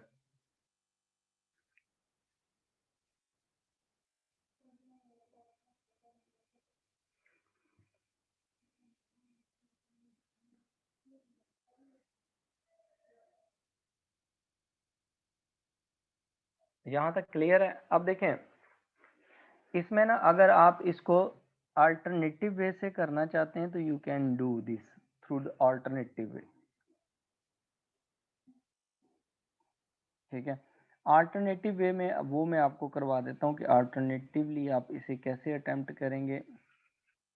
अब अल्टरनेटिवली देखें, आपके पास ना आपने फर्स्ट जनवरी 2004 को बैलेंस ब्रॉड डाउन इन्वेंट्री का किया, ठीक है। ठीक हो गया, बैलेंस ब्रॉड डाउन किया, आपके पास वो बैलेंस ब्रॉड डाउन ही आपने कैलकुलेट करना है कितना आया। अब इसमें कुछ चीजें ऐड हुई होगी, कुछ लेस हुई होगी। इन्वेंट्री की में कुछ इंक्रीज आया होगा और कुछ डिक्रीज आया होगा, ये आपने फाइंड आउट करना है, ठीक है। अब ये जो इंक्रीज और डिक्रीज है ना, अब ये कैसे निकालेंगे, इसको कैसे एडजस्ट करना है, ठीक है। अब एक तो तरीका ये है कि आप अलग-अलग कॉलम बना लें, दूसरा तरीका ये है कि आप इसको ना इकट्ठे एक ही जगह पे कर लें। जैसे ये आपने ये ऊपर वाली वैल्यू फाइंड आउट करनी है, तो आपके पास पहली एडजस्टमेंट उसने दी हुई है, उसने कहा है कि सेल्स वर 60 200 की। अब आपके पास ये जो क्लोजिंग वैल्यू, अब देखें जो क्रेडिट साइड पे आ रही है, इससे इन्वेंट्री आपकी क्या है, डिक्रीज हुई हुई है। तो आपने क्या की हुई है, जो डिक्रीज वैल्यूज हुई हुई है उनको आपने डेफिनेटली माइनस किया हुआ है ओपनिंग इन्वेंट्री में से क्लोजिंग निकालने के लिए। तो आपके पास ओपनिंग जो इन्वेंट्री थी उसमें आपने जो परचेजेस की हैं उससे आपकी इन्वेंट्री ऐड हुई है, ठीक है। तो परचेजेस आपके पास डेबिट साइड पे गिवन है, वो कितनी है, 3840, ठीक है। उसके बाद आपने डेबिट साइड पे जो रिटर्न इनवर्ड्स हैं, रिटर्न इनवर्ड से भी आपके पास इंक्रीज हो गई आपकी इन्वेंट्री, वो भी ऐड की हुई आपने, ठीक है, जब आपने क्लोजिंग इन्वेंट्री निकाली। उसके बाद आपके पास जो सेल्स हुई हैं, सेल की जो कॉस्ट है वो आपने निकाली हुई है 4650, ठीक है। इसी तरह आपने रिटर्न आउटवर्ड्स की हैं, रिटर्न आउटवर्ड्स जब होंगी तो आपकी इन्वेंट्री डेफिनेटली कम हो जाएगी, वो भी आपके पास है, वो कितनी है, 350 की। उसके बाद जो ऑनर ड्राइंग्स करवाएगा उससे भी इन्वेंट्री कम होगी, वो भी आप माइनस कर लें, कितनी है, 200, ठीक है। और एट द एंड आपके पास बैलेंस कैरी डाउन आ गया, ठीक है। ये फिफ्थ को आपके पास 5 जनवरी 2004 को आ गया। जो बैलेंस कैरी डाउन आया है वो आपके पास कितना आया है वो देखें। बैलेंस कैरी डाउन आपके पास आ रहा है, वो उसने दिया हुआ था 53,400 ये। अब हम रिवर्स कैलकुलेशन करेंगे, तो जब हम रिवर्स कैलकुलेशन करेंगे तो हमारे पास रिवर्स कैलकुलेशन का एक रूल होता है कि जो चीज़ें आपने डेबिट ऐड की हुई हैं उनको माइनस कर दो, जो माइनस की हुई ऐड। इसका मतलब है कि 53,400 में आप ड्राइंग्स को ऐड बैक करेंगे, रिटर्न आउटवर्ड्स को, जो परचेज रिटर्न है इनको ऐड बैक करेंगे, और आपने जो सेल्स की हुई हैं उनको आप ऐड बैक करेंगे, और रिटर्न इनवर्ड्स को माइनस और परचेजेस को माइनस करेंगे, तो आपके पास ये ऊपर ओपनिंग बैलेंस आ जाएगा। तो ओपनिंग बैलेंस आपके पास आ जाएगा 54,400, ठीक है। ये this is an alternate way to calculate, do the calculation. आपको जो तरीका सही लगता है आप वो कर लें, ठीक है। अकाउंट इजी होता है, लेकिन अगर स्टेटमेंट फॉर्म में आ जाए तो आपको स्टेटमेंट फॉर्म भी है वो अकाउंट के हिसाब से पता होनी चाहिए कि क्या चीज ऐड होनी है और क्या लेस होनी है। इज दैट क्लियर, ठीक है। इसमें कोई और क्वेश्चन आप लोगों का?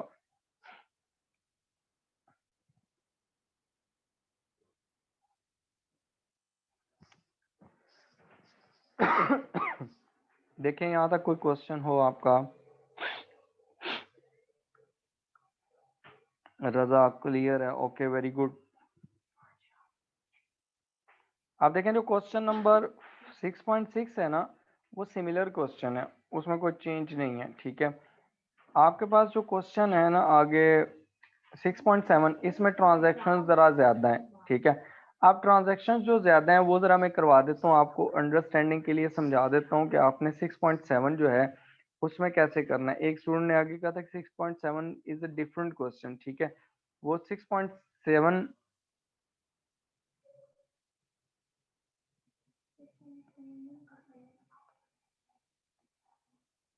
जो 6.7 है उसमें देखें हमारे पास जो कैलकुलेशंस हैं वो आपने कैसे करनी है। अब यहाँ देखें आपके पास उसने कहा है कि आपने the annual inventory count of the John Winters business did not take place on the company's year end on 30th September 2006। ठीक है, 30th सितंबर 2006 को होनी थी। ठीक है, अब उसको नहीं होनी थी लेकिन हुई नहीं है। Owing to the staff illness, कोई उनका स्टाफ था वो बीमार था जिसकी वजह से वो नहीं कर सकते। However the inventory was counted on 8 अक्टूबर 2006।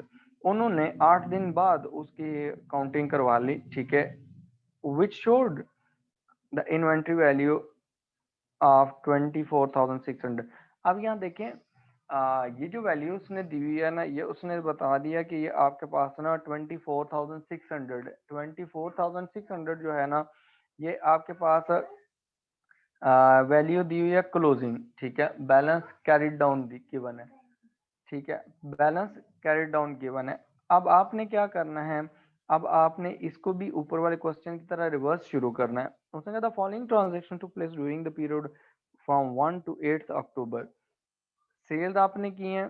ठीक है, सेल्स में से आपने प्रॉफिट वगैरह डिडक्ट करने, जैसे मैंने यहाँ पर ये कैलकुलेशंस ब्रैकेट में की थी, आपने ये ब्रैकेट में कैलकुलेशंस करनी है। रिटर्न इनवर्ड्स है, वो भी as it is. Return inward से आपकी इन्वेंट्री इंक्रीज होती है, डेबिट होगी, और सेल्स से क्रेडिट होती है, आप इन्वेंट्री अकाउंट में क्रेडिट साइड पे करेंगे, डिक्रीज होगी इन्वेंट्री। उसके बाद उसने ये एक नया पॉइंट दिया, उसने purchases of 3200 at a list price of 10% trade discount. ठीक है, इसका मतलब है कि जब आपने परचेज की है ना, तो परचेज में जब इनवॉइस बनेगी तो इनवॉइस कितने की बनती है, इनवॉइस में ट्रेड डिस्काउंट शामिल नहीं होता। तो इसका मतलब है 3200 की जो चीज थी वो आपने 90% पे परचेज की है, तो बाकी आपके पास 10% डिस्काउंट हो जाएगा। ठीक है, तो इसकी वैल्यू जो आएगी वो कितनी वैल्यू आ जाएगी,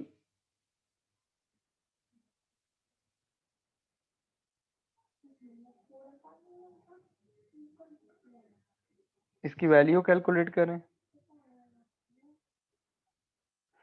3200 उसका कितने परसेंट आपने कंसीडर करना है, 90%। तो 90% आएगा 2880। ठीक है, ये आ जाएगा। उसके बाद आपने कहा है रिटर्न आउटवर्ड्स। रिटर्न आउटवर्ड्स में भी उसने लिस्ट प्राइस दे दी है, जो फोर्थ है ना पॉइंट, उसमें रिटर्न आउटवर्ड्स। तो आपने इसमें भी रिटर्न आउटवर्ड्स जो है, जो क्रेडिट नोट बनेगा या जो डेबिट नोट बनाएंगे आप, वो कितने का बनेगा,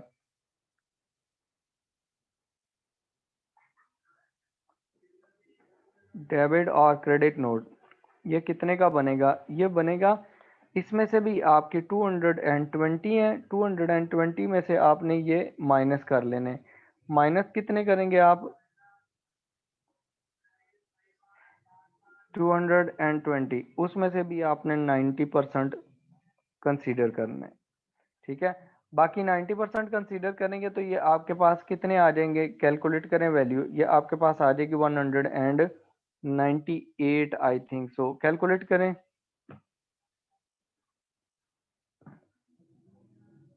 ठीक हो गया। उसके बाद नेक्स्ट देखें, उसने कहा है कि goods withdrawn by the John Winter amounting to, ये भी आपकी इन्वेंट्री अकाउंट में क्रेडिट साइड पे आएंगे, इससे भी इन्वेंट्री डिक्रीज हो जाएगी। ठीक है, अब देखें सेल करेंगे इससे इन्वेंट्री डिक्रीज हो जाएगी, इनवर्ड्स होंगी इससे इन्वेंट्री इंक्रीज हो जाएगी, परचेजेस करेंगे इससे भी इन्वेंट्री इंक्रीज होगी आपके पास, और आपके पास जो रिटर्न आउटवर्ड्स हैं इससे भी इन्वेंट्री डिक्रीज हो जाएगी, और ड्राइंग से भी डिक्रीज हो जाएगी।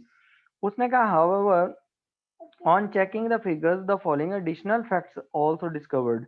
अब वो फैक्ट्स क्या है, उसने कहा है कि आपके पास ना जो गुड्स हैं, goods costing 240 cent on sale and return basis. Sale and return basis का मतलब ये होता है कि आपने किसी को चीजें भेजी, आपने कहा ये सेल कर दो, अगर ना सेल हुई तो वापस कर देना। ठीक है, वो आपकी सेल कंसीडर नहीं होती, क्योंकि आपने कैसे सेल की हुई है, उसको भेजी है किसी के पर्सन को कि ये सेल कर दो, मैं आपको भेज रहा हूँ, अगर सेल हो गई तो ठीक है, ना हुई तो वापस कर देना। This is called sales and return basis. उसने कहा goods costing 240 cent on sales and return basis to John Winter. तो जॉन विंटर जो है वो तो ऑनर है, यहाँ पर देखें John Winter is the owner, इसका मतलब है जॉन विंटर ने ये अमाउंट रिसीव की हुई है गुड्स, तो उसने कहा had been included in the inventory, तो ये जो है ये तो एरर हो गया। ठीक है, तो एरर को आपने करेक्ट करना है, एरर को क्या करना है, करेक्ट करना है। कहता है no decision to the purchase of these had been made, अगर तो आपने डिसीजन ले लिया कि आपने इन्वेंट्री परचेज कर ली है, फिर आपके पास ये इन्वेंट्री में आ जाएंगी, ऐड हो जाएंगी। लेकिन अगर आपने अभी डिसीजन ही नहीं किया तो हो सकता है आप वापस कर दें उसको चीजें, तो वो ये आपकी इन्वेंट्री नहीं होती। ठीक है, तो जब इन्वेंट्री नहीं होगी तो आप इसे क्या करेंगे, इसको एक्सक्लूड कर देंगे फ्रॉम इन्वेंट्री। इन्वेंट्री से एक्सक्लूड करने का मतलब है कि आप क्रेडिट कर देंगे इन्वेंट्री के अकाउंट में, इसे क्रेडिट कर देंगे, या आपने जैसे ये मैंने ऊपर लिखा है आप प्लस माइनस में इसे माइनस कर देंगे इन्वेंट्री की वैल्यू में से। उसके बाद उसने कहा नेक्स्ट। ठीक है, उसने कहा है कि on one of the inventory sheets, कहता है जो इन्वेंट्री शीट्स थी ना, इन्वेंट्री शीट्स का मतलब है जो आप रिकॉर्ड रखते हैं, कहते हैं अ सब टोटल वैल्यू ऑफ 8145, कितने की वैल्यू सब टोटल था, एक आपने किया हुआ था नीचे टोटल किए हुए थे 8145 हैड बीन कैरिड फॉरवर्ड, उसको आपने कैरी फॉरवर्ड किया to the next sheet as 8415। ये आपने क्या किया, आपकी वैल्यू थी असल में वो थी 8145, ये आपकी एक्चुअल वैल्यू थी। ठीक है, और आपने क्या किया उसमें इस वैल्यू को इंक्लूड कर दिया। आपने कितनी वैल्यू इंक्लूड कर दी है, आपने एक्चुअली जो रिकॉर्ड किया है वो 8415 रिकॉर्ड की है। अब इससे क्या होगा, जब आप ये रिकॉर्डेड की है तो आपने क्या ओवर स्टेट की है इन्वेंट्री या अंडर स्टेट की है, ज्यादा लिख दिया आपने इन्वेंट्री या कम, ओवर स्टेट कर दिए। ओवर स्टेट कितनी अमाउंट से कर दिए, 8415 आपने रिकॉर्ड किया, जबकि रिकॉर्ड होना चाहिए था 8140। ठीक है, तो 270 आपने ओवर स्टेटेड की हुई है, तो इसको क्या करेंगे आप, इसको भी डिडक्ट कर देंगे, deduct from opening stock value. तो यहाँ ऊपर आप इसे माइनस कर देंगे या आप क्रेडिट कर देंगे उसे अकाउंट में। ठीक है, कहता है उसके बाद कहता है कि some goods costing 200 had been damaged, उनको वो डैमेज हो गई है, 200 की उनकी कॉस्ट है। ठीक है, कहता है were unable sorry were unsaleable in their present condition, उनकी जो करंट कंडीशन है उनमें सेल नहीं हो सकती। They could however be sold for 110, उनको सेल किया जा सकता है कितने का, 110 का estimated sales price after repairs estimated cost of $40। ठीक है, अब ये इसको रिकॉर्ड करना है आपने, तो वो कैसे रिकॉर्ड करेंगे कि आपके पास जो हमने कल पढ़ा था कि लोअर ऑफ कॉस्ट और NRV लगाते हैं, लोअर ऑफ कॉस्ट और NRV लगाएंगे। उसने कहा आपकी प्रोडक्ट 110 की सेल हो सकती है, कब सेल हो सकती है, अगर आप उसे 40 की कॉस्ट लगाएं उस पर, तो इसका मतलब है 70 की सेल हो सकती है। तो लेकिन उनकी कॉस्ट जो है वो 200 है, तो आपके पास कितना लॉस हुआ इन्वेंट्री की वैल्यू का, जो आपने रिकॉर्ड किया हुआ है वो आपके पास 130 का लॉस हो गया।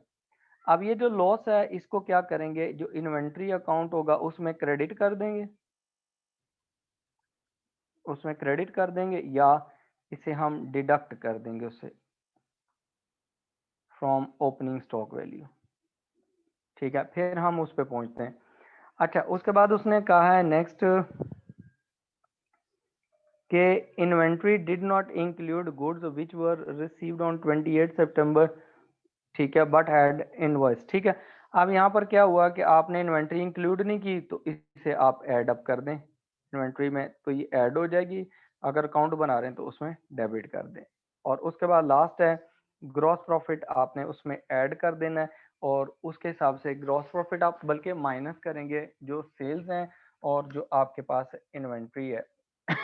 मुझे रिटर्न हुई है, ठीक है, सेल्स रिटर्न, और आपकी ये कैलकुलेशन होगी। इसका सोल्यूशन नीचे गिवन है, उसके अकॉर्डिंगली इसकी कैलकुलेशन कर लें। अगर कोई प्रॉब्लम होगी तो मैं इंशाल्लाह नेक्स्ट क्लास में आपको बता दूंगा। इसके एमसीक्यूज भी मैंने दे दिए हैं, आप एमसीक्यूज भी सॉल्व करें तो इंशाल्लाह बहु एमसीक्यूज भी हो जाएंगे आपके। तो बाकी इंशाल्लाह नेक्स्ट क्लास में मुलाकात होती है अब मंडे को। ओके, अल्लाह हाफिज।